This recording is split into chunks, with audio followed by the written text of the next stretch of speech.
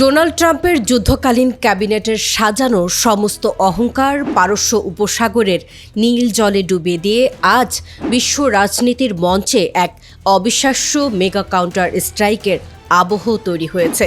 বন্দর আব্বাস ও জাস্ক উপকূলে আমেরিকার চালানো অতর্কিত ক্ষেপণাস্ত্র হামলার পর দেয়ালে পিঠ ঠেকে যাওয়া ইরানি সামরিক কমান্ডো এক চুলো পিছু হটতে রাজি নয়।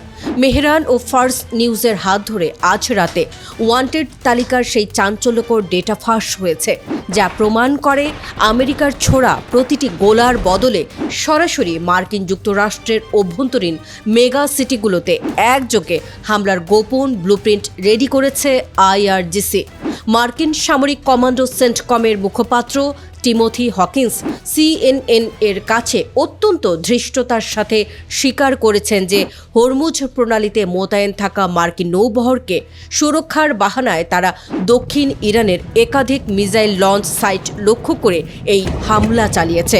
সোমবার রাতে বন্দর আব্বাসের পূর্বাঞ্চল সহ সিরিক ও জাস্ক উপকূলের আকাশ যখন মার্কিন ক্ষেপণাস্ত্রের আগুনে লাল হয়ে উঠেছিল, ঠিক তখনই ইরানের এলিট এয়ার ডিফেন্স রেজিমেন্ট সক্রিয় হয়ে পেন্টাগনের এই সারপ্রাইজ অ্যাটাককে মাঝ আকাশেই রুখে দেয়। ইরানি সংবাদ সংস্থা ইরনা এবং মেহের নিউজ নিশ্চিত করেছে যে মার্কিন আগ্রাসনের পর বন্দর আব্বাসের বেসামরিক জীবন ও কৌশলগত বন্দর পুরোপুরি স্বাভাবিক রয়েছে এবং আমেরিকার এই আগ্রাসী অ্যাডভেঞ্চারকে এক সেকেন্ডেই অবশ করে দিয়েছে তেহরানের নিখুঁত প্রতিরক্ষা ব্যুহ। আন্তর্জাতিক গোয়েন্দা সূত্রের লিক হওয়া গোপন তথ্য অনুযায়ী ইরান তার ইতিহাসে এই প্রথমবার স্ট্র্যাটেজিক ডিক্লারেশন পরিবর্তন করেছে।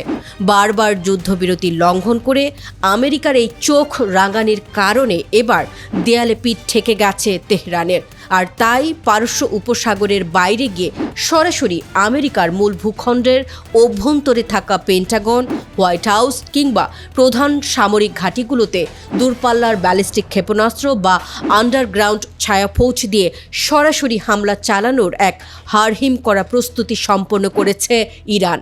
ইরানের সামরিক কমান্ডাররা খুব পরিষ্কার ভাষায় জানিয়ে দিয়েছেন, শত্রুর এই আগ্রাসন আন্তর্জাতিক জ্বালানি নিরাপত্তা ও নৌ চলাচলকে চিরতরে ধ্বংসের মুখে ঠেলে দিয়েছে, যা শেষ বদলা এবার ওয়াশিংটনের বুকে গিয়েই নেবে পারস্যের জওয়ানরা।